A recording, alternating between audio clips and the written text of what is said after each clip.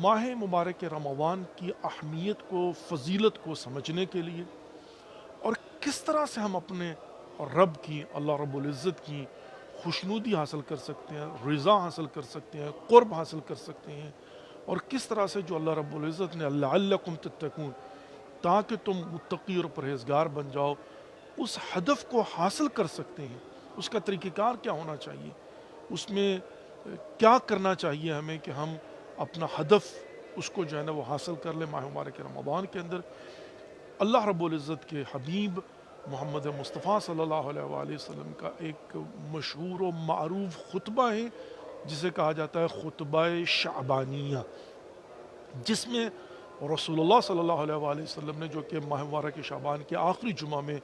رسول اللہ صلی اللہ علیہ وسلم نے ارشاد فرمایا تھا، اس میں تفصیل کے ساتھ نبی رحمہ محمد مصطفیٰ صلی اللہ علیہ وآلہ وسلم نے ہمیں گائیڈ کیا ہے، ہماری رہنمائی کی ہے۔ میری آپ تمام لوگوں سے یہ خواہش ہوگی، گزارش ہوگی کہ اس خطبے کو ضرور پڑھیں، عربی میں پڑھیں، اور اگر عربی سمجھ نہیں آ سکتی تو اس کا ترجمہ پڑھیں، انگلش میں، اردو میں، فارسی میں، کسی بھی زبان میں آپ گوگل کر سکتے ہیں، آپ کو مل جائے گا، لیکن ضرور پڑھیں، خطبے کو سمجھنے کی کوشش کرو۔ اس میں سٹیپ بائی سٹیپ رسول اللہ صلی اللہ علیہ وآلہ وسلم کی طرف سے ہمیں بتایا گیا ہے کہ ہم نے ماہ مبارک رمضان میں اول سے لے کر آخر تک کیا کرنا ہے، تاکہ اللہ رب العزت کی رحمتیں اور برکتیں اور مغفرت ہمیں حاصل ہو سکے انشاءاللہ۔ اور عزیزان محترم، جیسا کہ آپ جانتے ہیں کہ انشاءاللہ العزیز میری بھی یہ کوشش ہوگی کہ یہاں پر میں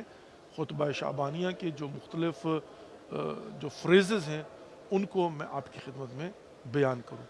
اور ظاہر ہے وہ ایک پیکج ڈیل ہے مکمل، یعنی ضابطۂ حیات ماہ مبارک رمضان کا ہے، اس کے اندر جزیات کو بھی کور کیا گیا ہے، مثال کی طرح وہ مائنیوٹلی جو ہے نا چھوٹی چھوٹی چیزوں کو بھی واضح کیا گیا ہے کہ کس طرح سے ہم جو ہے ماہ مبارک رمضان کے اندر کیا کرنا چاہیے، کس طرح سے کرنا چاہیے۔ تو میری سب سے پہلے تو آپ لوگوں سے گزارش یہ ہوگی کہ ضرور خطبہ شعبانیہ کو ڈھونڈیے، اسے پڑھیے، اس کو سمجھنے کی کوشش کریے، اور پھر میری ایک اور گزارش یہ ہے کہ ماہ مبارک رمضان کے اندر کل ماہ میں، یعنی پورے مہینے میں آپ خطبہ شعبانیہ کو ساتھ ساتھ پڑھتے رہیں، مطلب ایک دفعہ آپ نے ریویو کر لیا، پڑھ لیا، اس کے بعد اس کو جو ہے نا وہ ریویو کرتے رہیں، پڑھتے رہیں، تاکہ آپ کو ریمائنڈر رہے کہ ہم نے ماہ مبارک رمضان میں کیا کرنا ہے۔ اس میں بڑی تفصیل کے ساتھ جو ہے نا رسول خدا محمد مصطفیٰ صلی اللہ علیہ وسلم نے بیان کیا ہے۔ اب ظاہر ہے شروع یہیں سے ہوتا ہے، ایو الناس انہو قد اقبل علیکم شہر اللہ، اے لوگوں تمہاری طرف اللہ کا مہینہ آ رہا ہے، رحمتوں کے ساتھ، برکتوں کے ساتھ، مغفرتوں کے ساتھ، اور انہو عند اللہ افضل الشہور، اور یہ اللہ رب العزت کے نزدیک تمام تر مہینوں میں سے بہترین مہینہ ہے، افضل الشہور، 12 مہینے ہیں، اور ان 12 مہینہ کا سید و سردار مہینہ جو ہے نا ماہ مبارک رمضان ہے۔ اور پھر نبی خدا محمد مصطفیٰ صلی اللہ علیہ وسلم نے ڈسکرائب کیا ہے کہ اس کی راتیں بہترین ہیں، اس کے دن بہترین یعنی افضل ہیں، اس کی راتیں بہترین، اس کا ہر لمحہ جو ہے نا وہ بہترین ہے۔ اور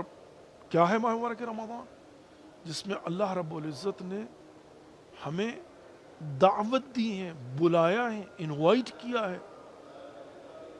اور ہم پر اللہ رب العزت نے